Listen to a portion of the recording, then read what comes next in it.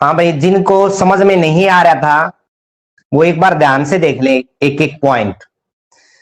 एक तो प्रॉब्लम आई हुई थी शायद एक बच्चे की कि आर रिलेशन दे रखा है और ए बी के ऊपर है आपका ये ए स्केयर प्लस में B square is equal to 1 और शायद ऑन रियल नंबर पे होगा ये, जहां तक मुझे ध्यान है। तो a square plus b square is equal to 1 ये बताना था, यानी डिटरमाइन करना था यहाँ पे। या ये भी हो सकता है prove that R is not an equivalence relation. Equivalence relation के 3 स्टेप थे भाई पहली एक्सरसाइज में, जो आपको समझ में नहीं आए। आप लोग कह रहे हो कि पहला टॉपिक था आपका रिफ्लेक्सिव रिलेशन।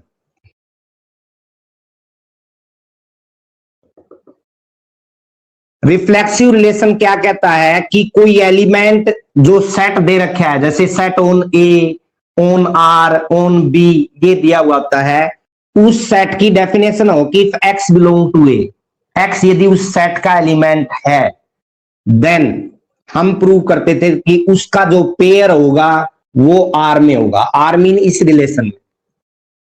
अब आर के अंदर जो एलिमेंट है वो तो ऑर्डर पेयर में आओ, ये तो पता होगा। आर जो सबसेट होता था ए कार्टेशियन प्रोडक्ट बी का, ए कार्टेशियन प्रोडक्ट बी के बारे में आपने +1 में पढ़ा होगा। ए के एलिमेंट मान लीजिए सेट के थे 1 2 और बी के एलिमेंट थे 2 3 4। तो ए कार्टेशियन प्रोडक्ट बी का रिजल्ट ये आता था बेटा, फर्स्ट एलिमेंट ए का होता था 1 2 ऐसे आता था, सेकंड बी का होता था, फिर 1 3 1 4, फिर 2 2 2 3 और 2 4। अब यहां ये समझाने का मतलब क्या है कि आर जो रिलेशन होगा वो या तो कंप्लीट ए कार्टेशियन प्रोडक्ट बी हो सकता है या उसमें से कुछ एलिमेंट कम हो सकते हैं। तो एक पॉइंट तो यहां से क्लियर करो कि आर के जो एलिमेंट है वो ऑर्डर पेयर में होंगे भाई। वाई इस डेफिनेशन में बताई अपन। अब यहां से देखें आगे कि जैसे यही सम दे रखे अपन यहां पे हेयर। आप देखो एक मिनट के लिए 1 1 ले ले पहला एलिमेंट, अपन पता है फर्स्ट एलिमेंट 1 1 ही है। यदि आप नेचुरल नंबर की फॉर्म में ले, और नेचुरल नंबर रियल भी होगा अपन पता है। तो 1 1 बिलोंग टू आर इफ कब होगा भाई, जब a यानी 1 का स्केयर, b यानी 1 का स्केयर इज इक्वल टू क्या है 1, i.e 2 इज इक्वल टू 1। लेकिन क्या 2 1 के इक्वल है? या तो आप 2 इक्वल टू 1 लिख के आप यहां पे डालिए which is not possible, i.e r is not reflexive भाई। पहला पॉइंट आ गया। अब हर केस में ऐसा ही किया था मैंने, आपको यह भी बताया था कि आपको वीक पॉइंट ढूंढना है, आपको वो एलिमेंट देखना है जिसके ऊपर ये रिफ्लेक्सिव ना हो। मैक्सिमम कोशिश करो, पहले प्रयास में ये रिफ्लेक्सिव नहीं हुआ, नहीं तो आप सेकंड प्रयास करते, थर्ड करते। हमें यदि सारे प्रयास अपने विफल हो जाते हैं तो आप कहोगे it is reflexive. Second case में आपने किया कि सिमेट्रिक रिलेशन क्या कहता है भाई, डेफिनेशन के according, if X Y belong to R then Y X belong to R. Here यहां की बात करें बेटा, ए बी के ऊपर दे रखा था अपन रिलेशन, पहले आर में कब बिलोंग करेगा ये देखिए आप। आर में तब बिलोंग करेगा जब आप जैसे 1 0 ले, एक मिनट सोचिए, 1 का स्केयर प्लस में 0 का स्केयर 1 के इक्वल ही आएगा, यानी ये आर को बिलोंग कर रहा है। ठीक है, देन 0 1 भी तो कर रहा है बेटा, उल्टा भी करेगा। अब और लीजिए एग्जांपल, 1 बाई अंडर 2 3 बाई में अंडर 2 या 2 ही लो आप, 1 बाई 2 3 बाई 2 आपने लिया, belongs to are.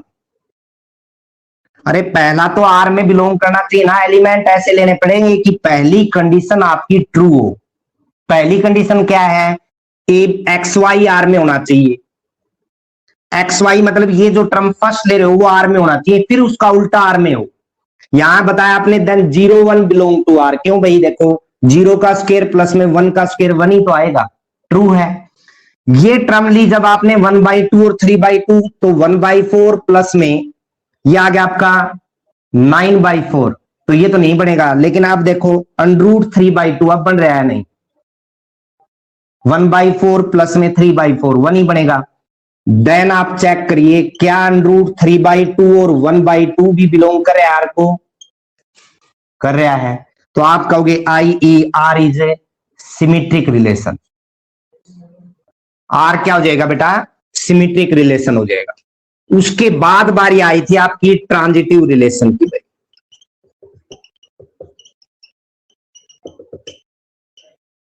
If AB and BC या फिर XY and YZ belong to R,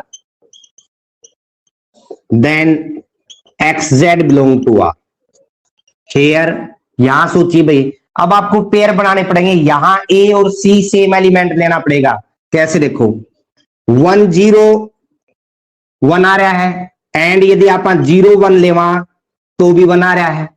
तो A और C सेम एलिमेंट आएंगे। आप कोई एग्जांपल ले लेना चाहिए, दोनों R में बिलोंग कर रहे हैं। ये वाला लें जो अभी लिया, तो 1/2 √3/2 बिलोंग करेगा, एंड √3/2 1/2 करेगा। यहां भी A और C देख लीजिए, आप सेम एलिमेंट बन रहे हैं। जो आप यहां पे ले रहे हो ना, XY और YZ ले रहे हो, तो Y तो हमें पता है लुप्त होगा। X और Z मैक्सिमम चांस होते हैं कि डिफरेंट लीजिए आप, लेकिन यहां अपने पास चांस नहीं है, यानी अपने पास टर्म्स नहीं है कि ये डिफरेंट आ जाए। तो आपने क्या किया, दोनों एग्जाम्पल में यदि आप देखोगे IE, यहां से देखो 0 0 में लुप्त हो गया, तो 1 1 बचा। क्या 1 1 बिलोंग करेगा आर को? 1 का स्क्वायर प्लस में 1 का स्क्वायर 2 = 1 आ गया। क्या 2 1 के इक्वल हो सकता है? नहीं हो सकता। तो 1 1 does not belong to R. यहां देखेंगे ये इसमें लुप्त हो गया, तो क्या बचा? 1/2 1/2 बिलोंग्स टू आर है। 1/2 का मतलब 1/4 प्लस में 1/4, यानी पाइया पाइया आधा किलो। क्या आधा किलो 1 के इक्वल है भाई? यानी हाफ 1 के इक्वल नहीं हो सकता, तो आप कहोगे does not belong to R. IER is not transitive relation. तो ये एक एग्जांपल है, 1 मिनट के लिए सोचिए। कोई वेट कर रहा है मेरा बाहर। बहुत अच्छे बालक हैं भाई, मालिक की दात है। मैं हर बार सोचता था कि एक अच्छा बैच मिलेगा मुझे। कोरोना काल ने एक ऐसा सपना पूरा कर दिया कि इतना अच्छा बैच दे दिया जिसकी कोई अधिक हो नहीं। प्रियंका की भी हिम्मत हुई है, 16 क्वेश्चन पूछा है भाई फर्स्ट एक्सरसाइज का। तो 16 क्वेश्चन में देखिए क्या दिया था आपको। आर दे रखा था प्रियंका, यही होगा AB के ऊपर, और A दे रखे आपको B-2 के इक्वल, और B ग्रेटर देन दे रखे है 6 भाई। रिलेशन पहले आपको ये जरूर देखना है कि वो नेचुरल नंबर पे है, इंटीजर्स पे है, या फिर रियल नंबर पे है, या फिर रैशनल पे है। ये पॉइंट आपको जरूर चेक करना पड़ेगा पहली एक्सरसाइज में। ऑन एन पे दे रखे है, एन मीन नेचुरल नंबर भाई। तो यहां पे देखा आर के यानी पॉइंट्स बना लीजिए पहले आप। बी का जो मान है वो 6 से ग्रेटर देन है। 6 से ग्रेटर देन, यहां अपन लेस देन तो नहीं ले लिया था जब मैंने आपको बताया था। 6 से ग्रेटर देन तो 7 8 9 सारे होंगे। बी का मान लेस देन 6 है, ग्रेटर देन 6 है भाई, ठीक है। तो पहला रिजल्ट बी का मान आएगा 7 भाई। 7 आएगा तो यहां पे क्या बनेगा, ए का मान बनेगा 5। बी पे कंडीशन है तो ए पे तो अपने आप ही हो जाएगी। फिर अगला मान आएगा 8, बी का मान 8 आया, 8 में से 2 जाएगा, यहां कितना आ गया 6। फिर बी का मान देखो, पीछे रिजल्ट बी का है इसलिए बी का मान पीछे ले रहा हूं पहले। 9 आएगा तो कितना आएगा देखिएगा 7। और इस तरह ये तो फिर नेचुरल नंबर के ऊपर है, क्योंकि कोई कंडीशन नहीं है आपके पास, नेचुरल नंबर पे है। तो आप देखिएगा यदि आप 6 से बड़े लेते जाओगे तो सारा आपका रिलेशन आता जाएगा, सारे एलिमेंट आएंगे। क्योंकि आगे आप 6 से बड़ा 7 ले लिया, यहाँ पे 8 लिया, यहाँ पे 9 10 11, कोई कंडीशन नहीं है आपके पास कि आपको कहां रुकना है, तो इसलिए मैंने डैश डैश छोड़ दिया। अब पहला केस क्या कहता है, रिफ्लेक्सिव का है, तो रिफ्लेक्सिव नहीं है, आप चेक कर सकते हो, क्योंकि पहला नेचुरल नंबर 1 है, 1। अब बी का मान भी ग्रेटर देन 6 लेके चला, मान लीजिए 6 से बढ़ा लोगे आप, तो पहला एलिमेंट 7 आ गया 1 मिनट के लिए। 7 7 का जो पेयर है, क्या वो आर के अंदर है भाई? Does not belong to R, I R is not reflexive. एक एलिमेंट मिल गया ना, वो ही काफी है। सेकंड केस में देखें आप कि 5 7 है, 5 7 बिलोंग्स टू आर है, A B belong to R लेते थे। देन आप बी ए, क्या 7 5 उल्टा करेंगे, 7 5 आर को बिलोंग करेगा? यहां देखो, एक्स का यानी ए का मान 7 लिया, यहां 5 लें, क्या ये पॉसिबल है? नहीं है। तो आप क्या कहोगे? R is not symmetric relation. Third case में देखो भाई, पेयर कैसे बनाओगे। 5 7 का बन रहा है और 7 9 का बन रहा है भाई, दोनों का रिलेशन बन रहा है। 7 7 में लुप्त हो सकता है, दोनों आर को बिलोंग कर रहे हैं, यानी A B and B C belong to R. Then आप प्रूव करते हो A C belong to R. Here यहां पे देखें बेटा, क्या 5 9 आर को बिलोंग करेगा भाई? ए का मान 5 है, बी का 9 रख के देख सकते हो आप, क्या ये ट्रू है, इक्वल होगा? नहीं होगा। तो आप कहोगे R is not a transitive relation. तो आगे आपका रिफ्लेक्सिव भी नहीं है, सिमेट्रिक भी नहीं है और ट्रांजिटिव भी नहीं है। यही बताना था आपको। क्या दे रखे है इसने? Choose the correct answer. तो बेटा इसमें तो आप वैल्यू पुट करके ही देखनी थी ना, तो ये तीनों पार्ट पूछ रखे हैं। जैसे पहले पार्ट में दे रखा है 2 4 बिलोंग टू आर, ए का मान 2 रखो भाई, ये तो ट्रू है ही नहीं। क्या बी जो है ग्रेटर देन 6 है या? तो ये नॉट पॉसिबल हो गया। दूसरा ऑप्शन था 3 8, अब ये कंडीशन ट्रू होगी, लेकिन यहां चेक कर लो, ए का मान 3 रखें, बी का 8 रखें, ये भी पॉसिबल नहीं है। अगला दे रखे है 6 8, अब 8 रखें, बी का मान सही है अकॉर्डिंग टू कंडीशन, 8 रखोगे तो 6 ही आएगा, यानी सही है आपका। ये जो ऑप्शन है सी पार्ट है, ये आपका करेक्ट आंसर हो गया। डी भी चेक कर लीजिए, 8 7 दिया है, तो 8 7 तो यहां पॉसिबल ही नहीं है। ए का मान 8 रखें, बी का 7 रखें, क्या दोनों इक्वल आ रहे हैं? तो ये आपका does not belong to R आ गया, ये भी डज नॉट, ये भी डज नॉट। सी जो ऑप्शन है वो आपका आंसर हो गया। ये तो पूछा ही नहीं था, लेकिन बता भी दिया। चलो रिफ्लेक्सिव सिमेट्रिक ट्रांजिटिव भी साथ साथ आपको, क्योंकि जो आगे बढ़ रहा था ना उसके अकॉर्डिंग यहां से पता चल रहा था कि एलिमेंट की यदि रिफ्लेक्सिव सिमेट्रिक और ट्रांजिटिव पूछेगा तो मैक्सिमम चांस होगा कि रिलेशन जो है आपका बाउंड होगा, इन्फिनिटी नहीं जाएगा। समझ में आई बात है? यानी आगे टर्म्स खत्म ना हो, ऐसा पॉसिबल नहीं होगा। तो यहाँ पे जो कंडीशन बताई, ये वाली बताई, इसके बेस पे एक क्वेश्चन करना है। अब भी फर्स्ट एक्सरसाइज में कोई प्रॉब्लम है तो पूछ सकते हो आप, और भी किसी बच्चे की प्रॉब्लम है तो बेटा। इक्विवेलेंस रिलेशन जो बताया था, इक्विवेलेंस तभी होगा यदि पहला केस एग्जाम में आ जाए, 2 मार्क्स में क्वेश्चन है यदि आपका, तो इक्विवेलेंस रिलेशन नोट प्रूव करना है, या R is not an equivalence relation का क्वेश्चन है आपका। तो यदि अकेला रिफ्लेक्सिव नहीं हुआ तो भी आप डायरेक्ट लिख सकते हो, hence we say that R is not equivalence relation. Reflexive हो गया, सिमेट्रिक पे जाते ही वो सिमेट्रिक नहीं हो रहा, तब भी आप डायरेक्ट लिख सकते हो वहां पे R is not an equivalence relation. यदि पहला भी हो गया, नहीं रिफ्लेक्सिव भी हो गया, सिमेट्रिक भी हो गया, ट्रांजिटिव पे जाते ही वो ट्रांजिटिव नहीं है, तो आप लिख सकते हो R is not an equivalence relation. ठीक है। यदि बड़ा क्वेश्चन है, 5 मार्क्स में आया हुआ है, तो आप तीनों बताइए।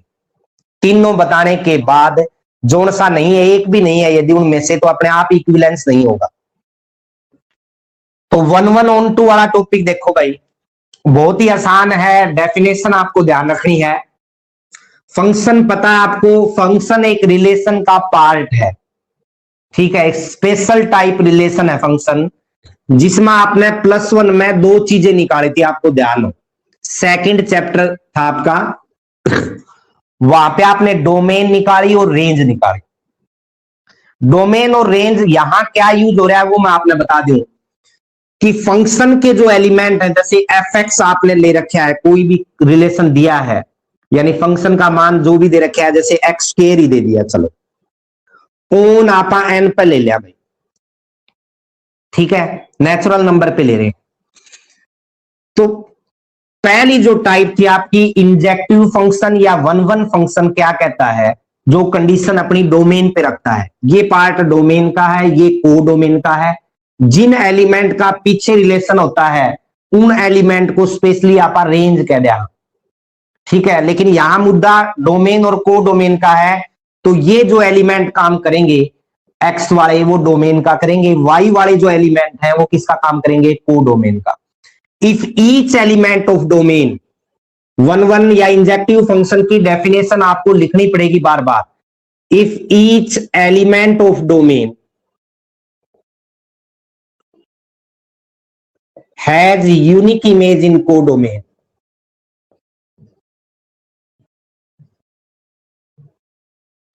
Then F is one one function. आपको क्वेश्चन नहीं करना, पहले टॉपिक क्लियर करिए बेटा। हाँ जी, क्या कह रहा है,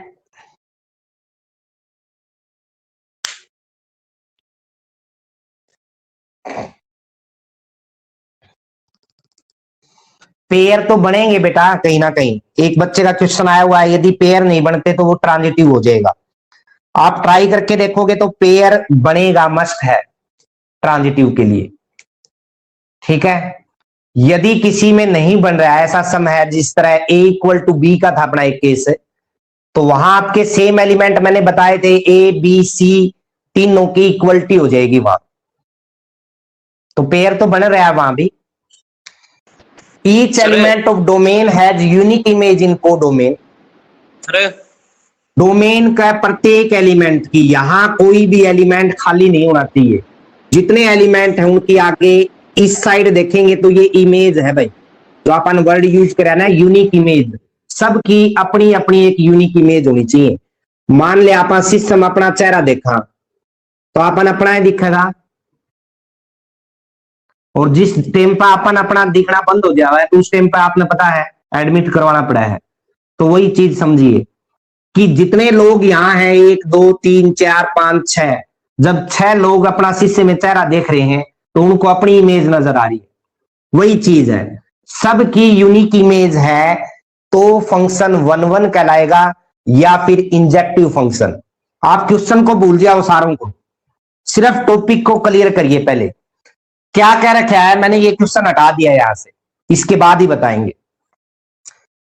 दोबारा ध्यान से सुन लो भाई, डोमेन का प्रत्येक एलिमेंट की यूनिक इमेज हो आगे।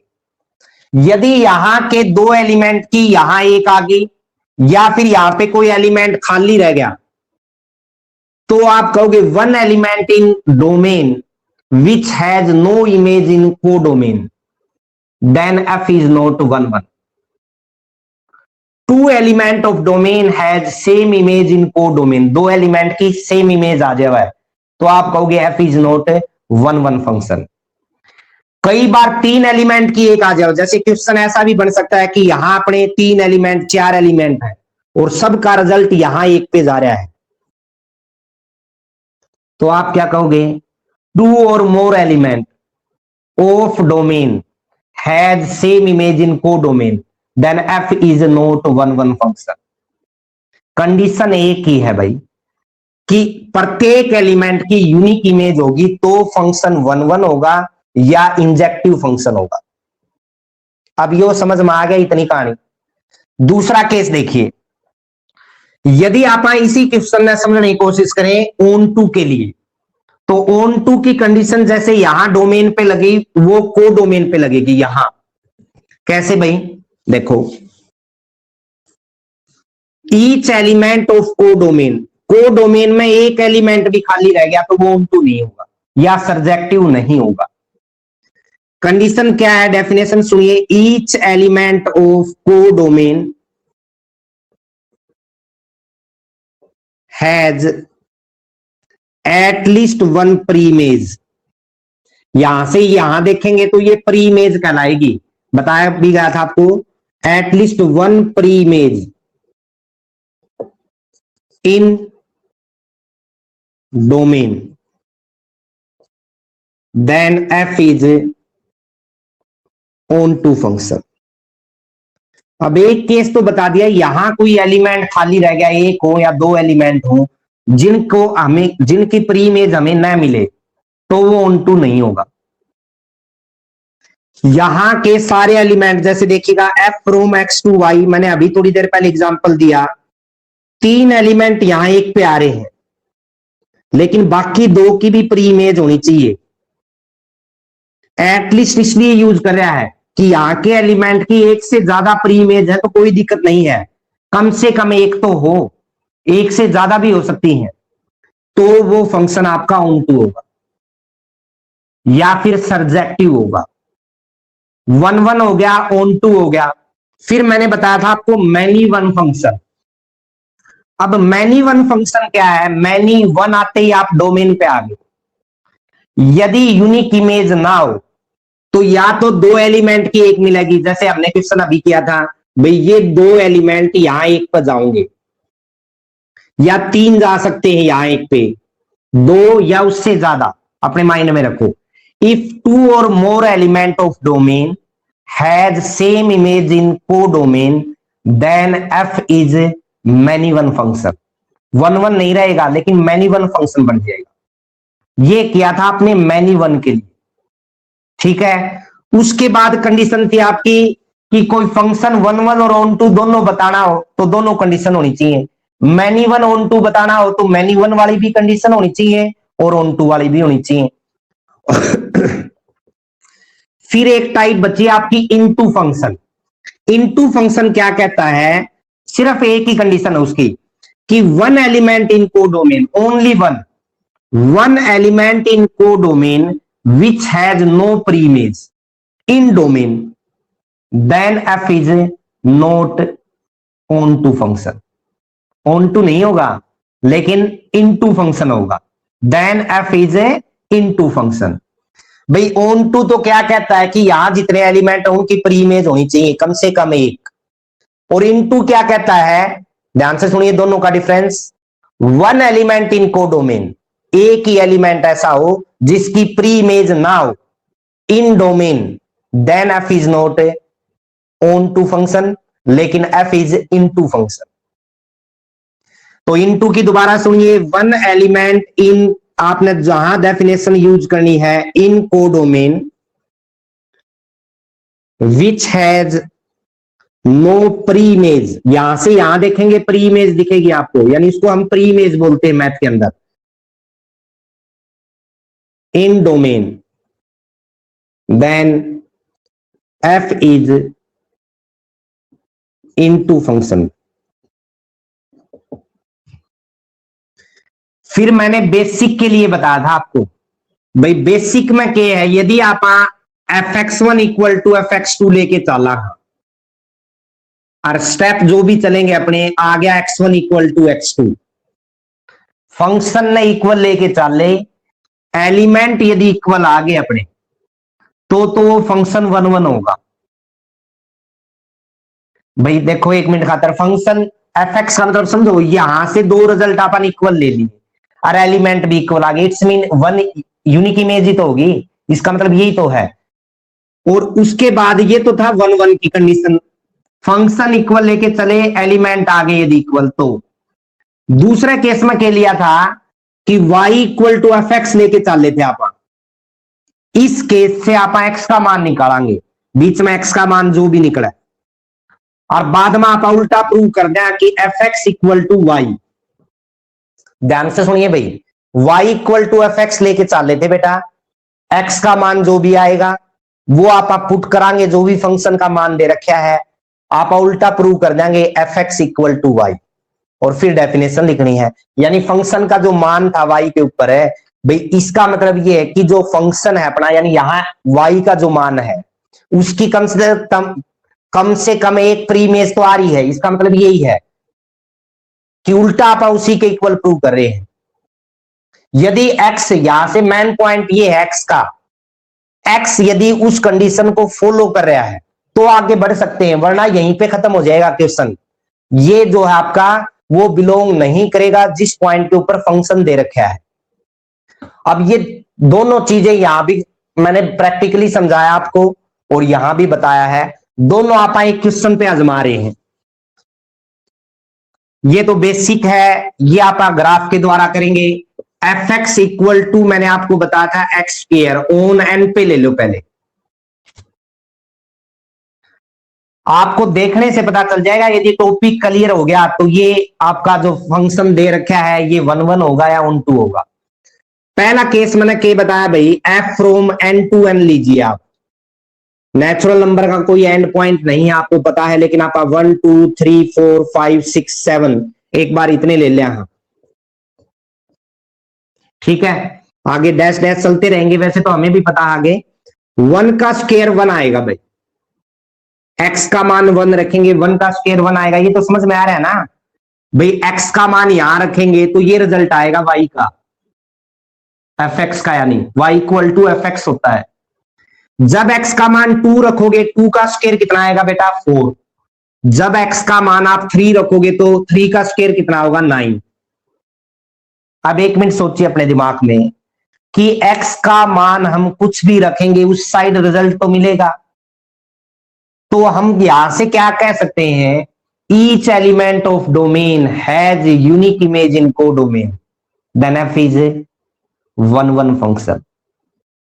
जब ओन एन पे दे रखा है तो 1 1 फंक्शन है। अब इस क्वेश्चन में आ जाओ, यहां पे बेसिक में F X one is equal to F X two लिया भाई। यहां x है तो एक्स स्क्वायर, x1 लोगे तो कितना होगा भाई x1 का स्क्वायर, x2 लोगे तो क्या आएगा बेटा x2 का स्क्वायर। अब जर्नली क्या है कि x1 का स्क्वायर और x2 का स्क्वायर यदि इक्वल है तो x1 का मान प्लस माइनस x2 आना चाहिए। लेकिन x1 और x2 क्या दे रखे हैं आपको, यहां लेके चलते हैं हम शुरुआत में। x1 और x2 किसको बिलोंग कर रहे हैं, n को, इस n को।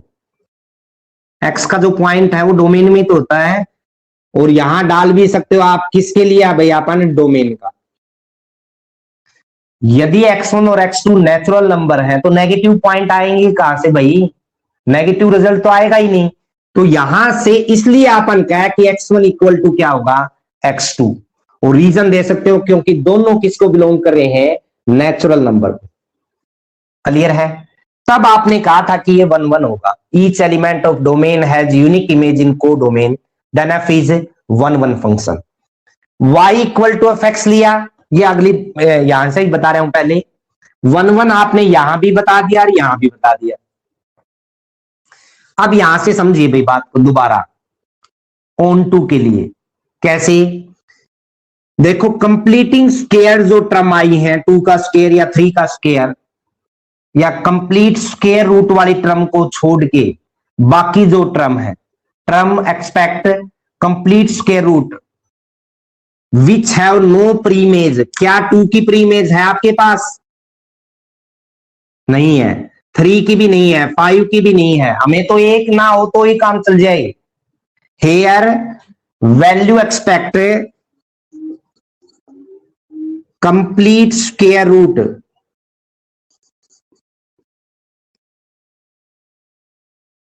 Has no preimage in domain,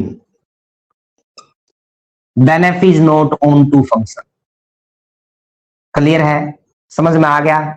अब यहां से देखो, पहला अगला केस में बताया था जर्नल के अंदर मैंने कि let y belong to, y जो है ये बड़ा इस n को बिलोंग करेगा, को डोमेन को। लिख भी सकते हो यहां पे, जैसे हमने यहां डोमेन लिखा है, यहां पे को डोमेन लिख दो आप। y equal to F x आ गया भाई। y equal to F x का मान कितना है बेटा, एक्स स्क्वायर है, यानी x का जो मान आएगा वो कितना आ गया, √y आ गया।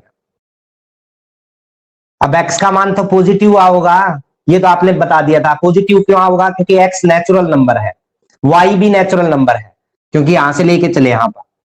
अब एक मिनट के लिए सोचिए, क्या अंडरूट वाली टर्म y का मान एक भी हो सकता है, एक का अंडरूट तो एक ही आएगा, 2 लेंगे y का मान, यानी अंडरूट 2 क्या नेचुरल नंबर में बिलोंग करेगा भाई? x का जो मान आया है, यहां से ये पॉइंट पकड़िए, क्या ये अंडरूट y जो आएगा वो नेचुरल नंबर में बिलोंग करेगा? Does not belong to N आ गया। तो आपने इसी के बाद आगे कुछ नहीं करना, हमें क्या लिखना होता है, here each element of codomain has no at least one preimage in domain, then F is not onto function. और यहां आपने बता दिया